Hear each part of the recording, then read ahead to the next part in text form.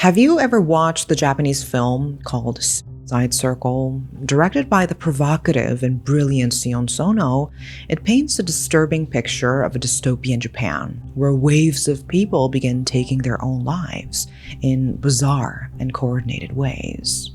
The movie became a cult classic, shocking, unforgettable, and deeply unsettling. But what if something like that actually existed? Not in a movie, but in real life. A quiet, hidden circle, a group of people drawn together by the same darkness, the same desire to disappear.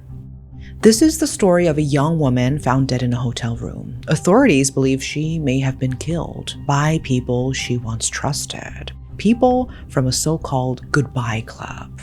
This is the Yuri Kako case.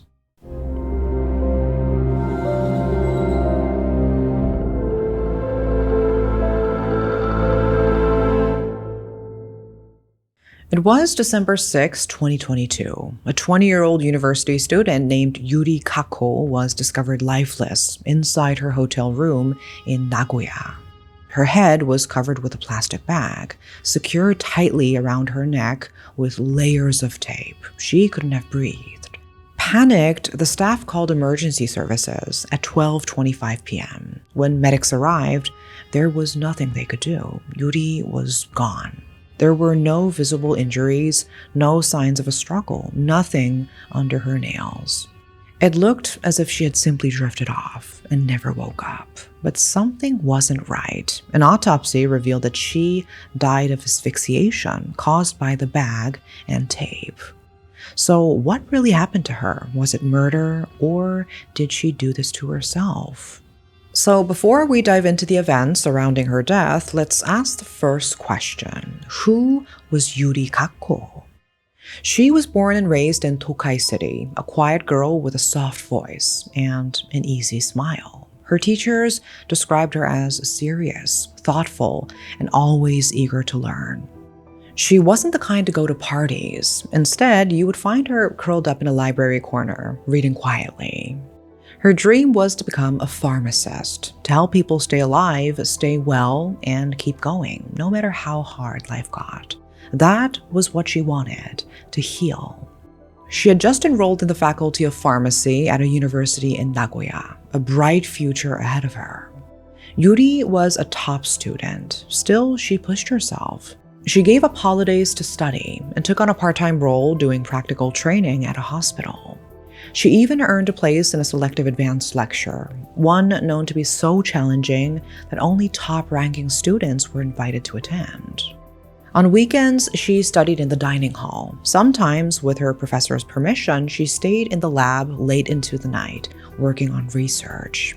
She volunteered for a health-focused nonprofit, and just a month before her death, on November 2nd, she was honored by the Japan Red Cross Society for her contributions, blood donations, tutoring children, and helping with public health initiatives. She had one clear goal: to secure a better future, not just for herself, but for her family. There's not much public information about her parents or whether she had siblings, but her friends and even her mother described her as driven, kind, and deeply thoughtful, someone who was always doing her best for those she loved. But even the most dedicated people can fall into a slump. You've probably had days where you just wanted to shut down, where everything felt too much, too heavy. Yuri wasn't immune to that. In fact, behind her bright smile, something had started to crumble. She began writing about it, sharing her feelings on social media in the form of quiet, honest journaling. Through that, she connected with others. 3 people who seemed to understand what she was going through. There was a 39-year-old Mayu Watanabe, 48-year-old Kenta Suzuki, and another university student just 18 years old. They met on Twitter, and though no one knows exactly when or how they got close, they started sharing more and more pain, loneliness, disconnection. Eventually, they made plans to meet. They checked into a business hotel in Nagoya, supposedly just to spend time together. Authorities haven't officially named the hotel, but some online sleuths believe it was the My Stays Hotel in Higashi Sakura, a well-known area nestled between Sakae and Shin-Sakae-machi Station. The location fits. It's quiet but central, tucked away in the part of the city where no one would think twice about four strangers meeting behind closed doors. December 5th, 2022. It was a regular Monday. Yuri had just finished a lecture and later met up with 3 people she'd grown close to online. They checked into a business hotel in Nagoya and booked 2 rooms for a one-night stay. No one could have predicted it would be the last night of Yuri's life. The next day, checkout time came and went, and there was no sign of Yuri. Her 3 companions were nowhere to be found either. At around 12:15 p.m., a hotel staff member knocked on her door. No answer. When they entered, they were met with a chilling sight. So as mentioned before, Yuri was lying on her back. She was fully clothed, her head wrapped tightly in a plastic bag. No blood, no injuries, just silence and a few scattered pills near the bed.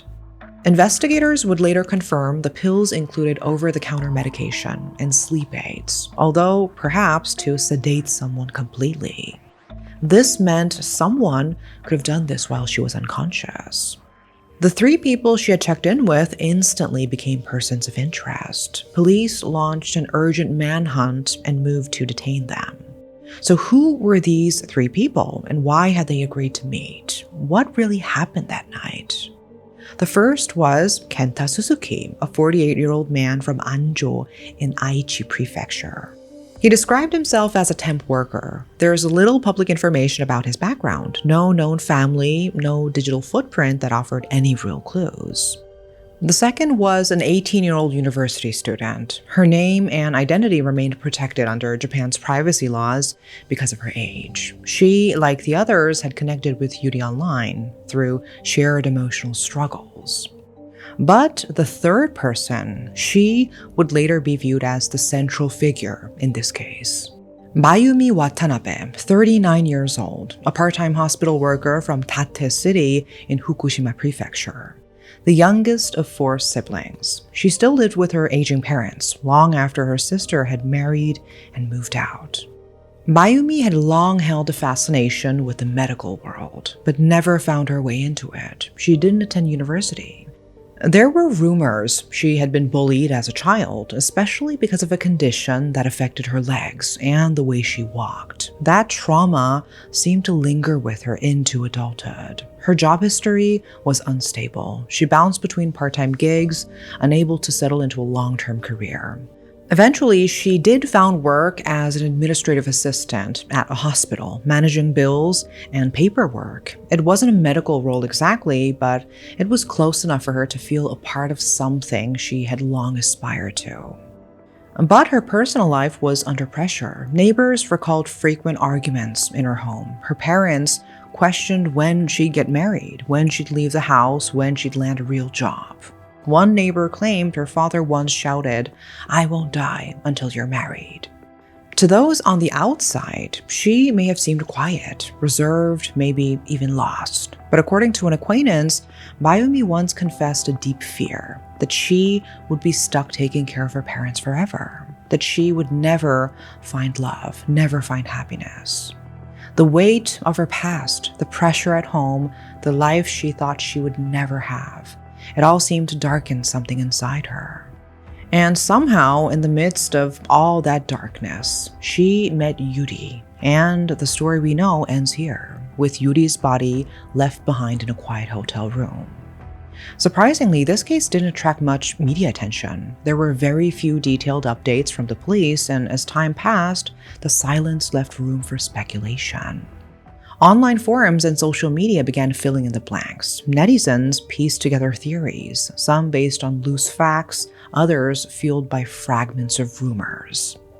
One theory was centered around substance use. Investigators had found scattered pills near Yuri's bed, later identified as sleep aids, and unspecified medications.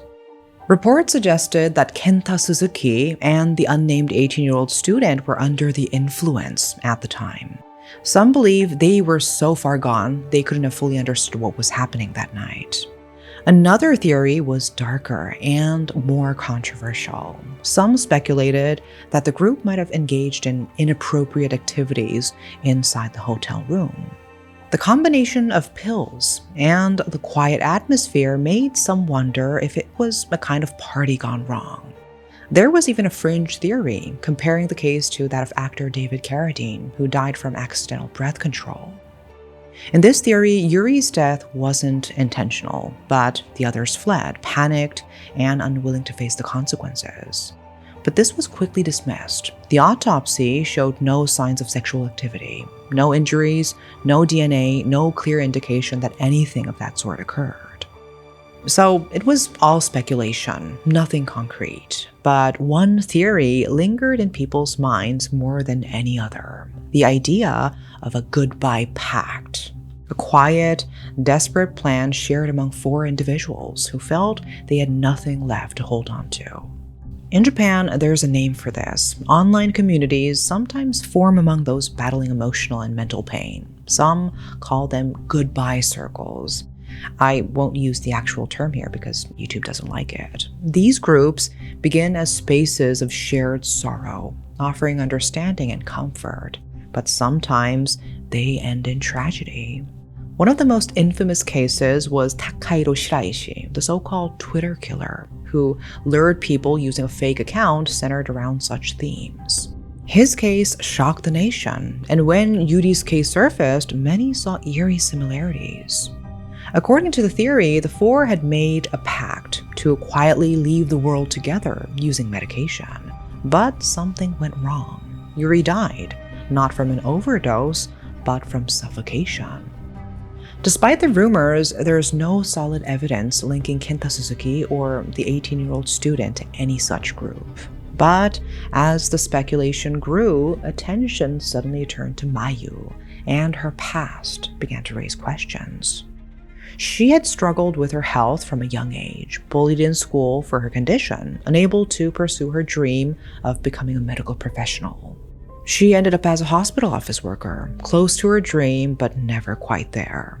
That's how she and Yuri met, through social media. So some believe Mayu admired Yuri. Others think she may have quietly resented her. Yuri was everything Mayu once wanted to be: smart, kind, respected, a rising pharmacist, a volunteer, an achiever. 2 women from very different walks of life, one just beginning her journey, the other quietly mourning the one she never had. At first, it might have felt like a safe connection, a place where Mayumi could feel seen, where Yuri, always empathetic, could offer her usual warmth. But something shifted.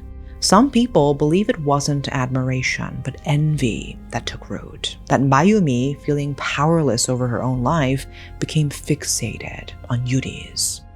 Not just who she was, but what she represented, a life Mayumi couldn't reclaim. The autopsy showed that she didn't fade away slowly. Her death was quick, sudden, caused by acute asphyxiation. There were no bruises on her neck, no signs of resistance, only a plastic bag sealed with tape. This led many to suspect that Mayu Watanabe, the 3rd companion, acted alone, that she sedated Yuri and waited for her to fall asleep, and then, in a calculated moment, suffocated her. What made this theory more compelling was Mayu's sudden disappearance after the case became public. A neighbor later recalled seeing unfamiliar people outside Mayu's house. One of them reportedly asked where she was, but nothing more came of that encounter. Still, no solid evidence was ever presented. It remained just a theory. December 7th, 2022, just one day after Yuri's body was discovered. Police located and arrested the 3 individuals who had been with her that night. They weren't far. In fact, they were found at another hotel in Nakaku, still in Nagoya City. When tested, only Suzuki and the 18-year-old girl showed traces of drug use. Mayu tested negative. According to court records, the 18-year-old girl who was with Yuri that night later told the judge something that changed how people saw the case. She said it wasn't her idea. She claimed that the older man, 48-year-old Kenta Suzuki, told her that Yuri wanted to disappear and that helping her was the right thing to do. He had convinced her that ending Yuri's life was fulfilling Yuri's own wish. She was young, influenced, convinced that what she was doing was what Yuri asked for. The judge believed that she didn't act alone and that she wasn't in full control of her choices. The girl, being underage, was first sent to the Nagoya family court and later transferred to Tottori family court.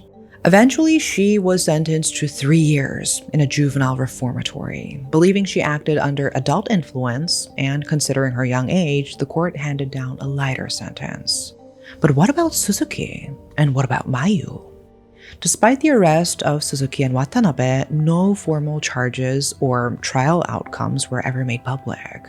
This has led many to believe that neither Suzuki nor Watanabe were formally charged, or if they were, their cases may have been dismissed, quietly settled, or sealed from public access. In Japan, it's not uncommon for sensitive or ambiguous cases, especially those involving mental health or unclear criminal responsibility, to be resolved without media disclosure. But in this case, the silence was deafening. Despite strong public interest, the authorities never clarified whether Yuri's death was ruled a homicide, a coerced act, or something else entirely. And with no official statements, no court documents, and no follow-up press coverage, the public was left in the dark. For many, this absence of transparency has felt like a betrayal of the truth, of the public's right to know, and most of all, of Yuri herself. How could a case so bizarre, so tragic, end with no real closure?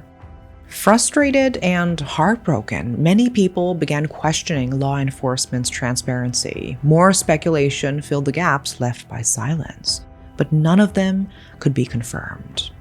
To Yuri's friends, her death was so strange, so abrupt. They were stunned, so some of them spoke to the media. They couldn't believe someone like her, bright, cheerful, always smiling, could be gone.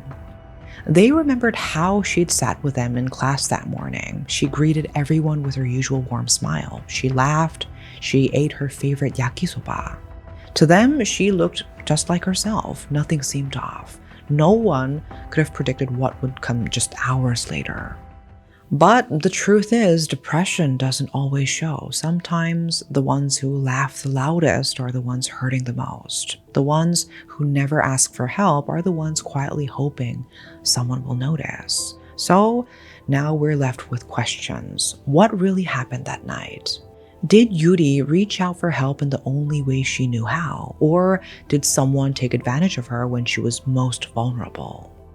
Was this a tragic pact that went too far, or something far darker than anyone expected? Let me know what you think in the comments. And that is all for today. Please take care of yourselves and of each other. Thanks for watching.